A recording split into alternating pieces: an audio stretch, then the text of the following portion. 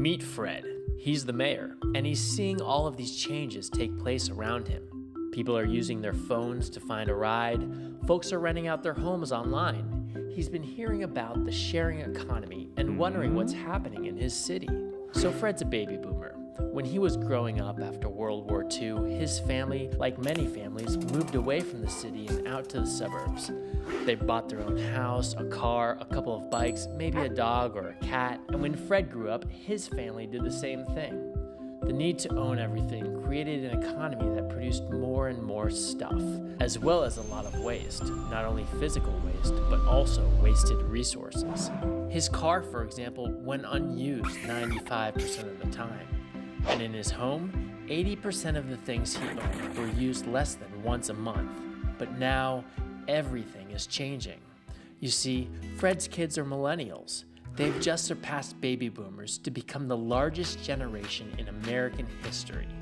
And they've all been moving back to the cities.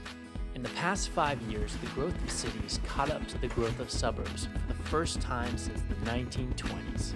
But there are only so many houses and cars that can fit in a city.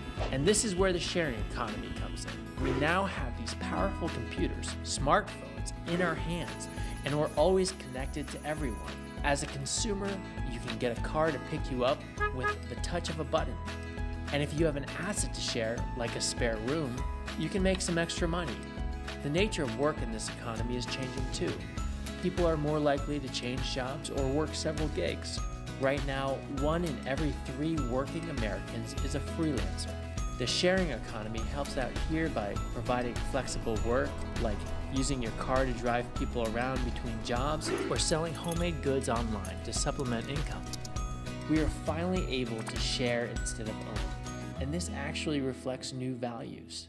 More than 3 out of 4 millennials would rather pay for a service, experience, or event over owning something. The sharing economy has emerged because a lot of people need it and want it.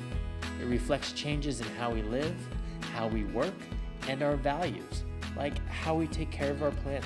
But don't think it's just about sharing houses or cars. People are finding new ways to share data and electricity, even home-cooked meals and pets.